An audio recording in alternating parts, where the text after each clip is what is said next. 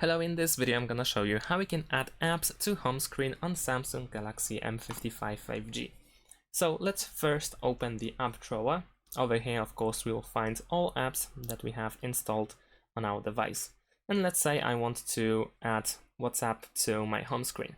In order to do that, I need to press and hold with my finger, and then I can just start dragging it around in order to add it somewhere. You can also press and hold it, and then you will have the Add to Home button, and if you press on it, then it will be immediately added, and then you can reposition it if you want it by pressing and holding and then dragging it somewhere.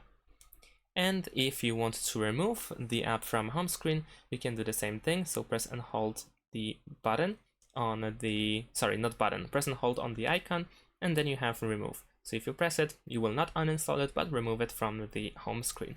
And you can also do that by pressing and holding, and then, okay, so there is no remove button at the top. So yeah, you can only press and hold it, and then you have remove.